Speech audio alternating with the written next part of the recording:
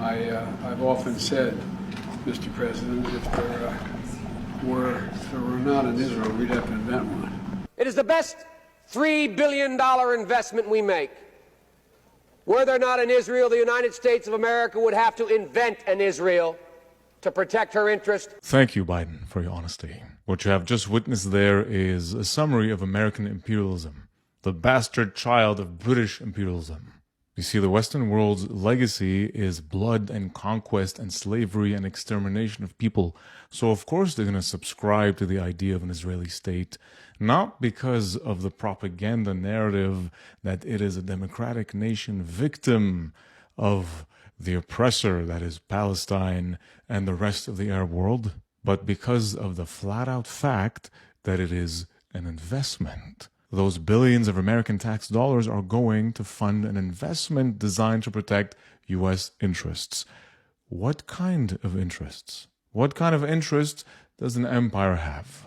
Israel is the single greatest strength America has in the Middle East. I always say to my friends when they say those things to you, I say, imagine our circumstance in the world were there no Israel. How many battleships would there be? How many troops would be stationed?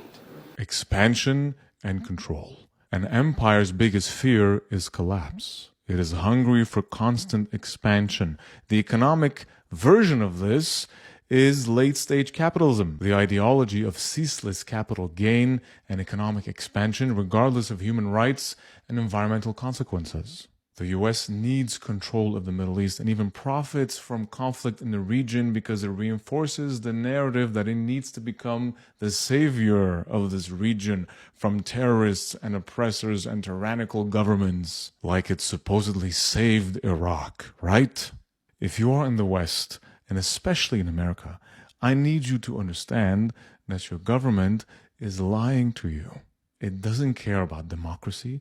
It doesn't care about human rights. It doesn't care about you as a citizen. You are nothing but a funding source for its bloodthirsty investment and for its thirst for expansion. It only cares about control, controlling you and everything its claws can reach. The suffering of Palestinians, the war crimes of Israel, the conflicts in the Middle East will only end when the U.S.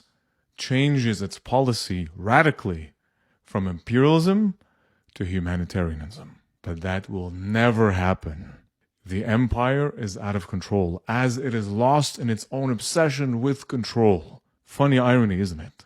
Only when you, the people, realize that your money doesn't belong in blood investments will you stand up and stop your governments. Because their interest is in peace. Their interest is control. And you have to ask yourself, do I accept that?